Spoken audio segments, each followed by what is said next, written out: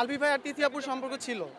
এটা বন্ধুত্ব সম্পর্ক না, বন্ধুত্ব ছিল অনেক বেশি হাজব্যান্ড ওয়াইফের মতো। এই ব্যাপারটা ইকরা ভাবি জানতো, ইভেন ওনার বাসার আন্টি প্লাস নেহাল ভাইয়া ওনারাও জানতো। বাসায় ভাবির যেমন হচ্ছে ট্রিট করতে হইতো, তিথি আপুকে ওরকম ট্রিট করতে হইতো। এখন কি হয়েছে বা কিভাবে হয়েছে এটা আমি সঠিকভাবে বলতে পারতেছি না, বা এখন দেখতেছি এটা। কিন্তু এই যে তিথির সাথে যে ব্যাপারটা, এটা আমি বলবো পুরোপুরি সত্য। না না না, আগে ঘটনাটা বলি নাই এমন না ব্যাপারটা। ঘটনাটা কি আমি আপনার কাছে বলবো? আমি আপনাকে চিনি, বা আমি কি আমার ফ্যামিলির কাছে বলবো, বা বাইরের কারোর কাছে বলবো?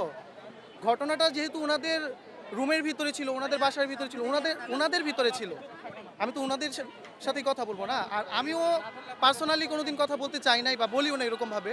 এটা আমি দেখছি যে ভাবিই জানতো ব্যাপারটা, ভাবি ব্যাপারটা জানতো। কিন্তু ভাবির ভিতরে আমি এমন একটা জিনিস দেখছি, উনি হচ্ছে সবকিছু ম্যানেজ করতে চাইছে, সবকিছু ঠিক করতে চাইছে।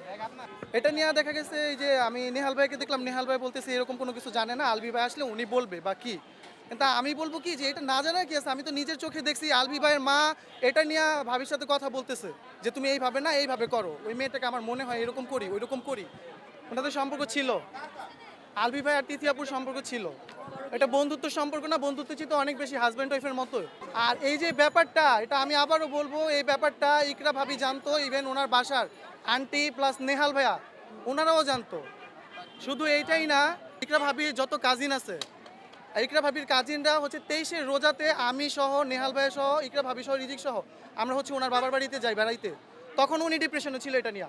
আসলে এতদিন তো এরকম ছিল না ব্যাপারটা, বা যেহেতু এটা ঘরোয়া ব্যাপার, এটা ঠিক হয়ে যাবে এমন একটা ব্যাপার ছিল, যেটা ঠিক হয়ে যাবে। হয় না, মানুষের হাজব্যান্ড ওয়াইফের মধ্যে সমস্যা হয় না, ফ্যামিলিতে প্রবলেম হয় না।